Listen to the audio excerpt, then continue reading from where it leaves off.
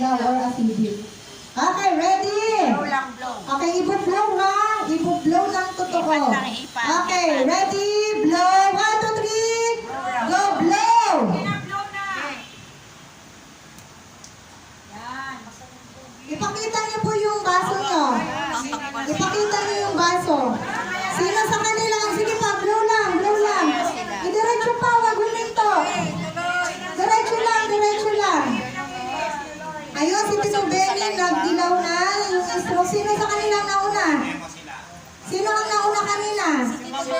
Tito Benny nauna, puyat. Pangalawang stroke, pangatlo po ang naninigarilyo. Sila po tatlo ang mga top 3. Kuya Joseph. Tuloy lang na, tuloy lang. Huwag kayo huminto hanggang magdilaw. Diretso lang. Sige lang. Ang mga lalaki, pansinin nyo, lahat sila nagdilaw na, nanilaw na. Pero ang mga babae medyo matagal. Diretso lang na eh. Matagal yung doon sa dulo. Si Mami Asuncion, 90 yan. 1, 2, 3, 4, 5. Okay na. 6. Okay. Si Nanay Asuncion, green pa din. Yes. Bakit po? Mayroon ka ng NM99? Yes. Kaya po, tingnan niyo po ang may treatment sa may alkaline po ang dugo. Neutral, neutral. Yun po ang nagagawa kapag nagtitreatment kayo, mabilis po ang dugo maging neutral. Okay? At si Nanay, naninigarilyo ka na, hindi? At tingnan niyo po, walang tissue si Nanay, kaya medyo acidic pa din naman siya. Si Mami, may maintenance kami hanggang ngayon. Kasi may breast cancer, may mga herbal kayo ininom.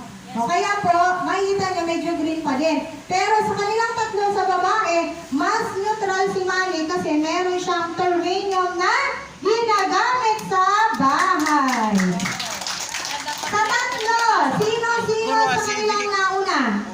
Number 1, si Tito Benny. Dahil puyak siya at may history din siya ng naoperahan.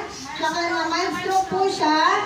At saka pagod, so nauna siyang naging dilaw. Pangalawang stroke si tatay. Tayo. Tapos, mga tatlo si daddy naman, naninigarilyo at siya may stroke. So silang tatlo po ang mas acidic. At kailangan may iinumin kayo. Sensitive! Kaya kapag po. Pag may size 50 ka pa, mas maganda. Wow! Okay, so maraming salamat. Thank you po. Sa susunod ulit, okay, kayo po nag-try, paiinumin namin araw-araw ng Sense 50.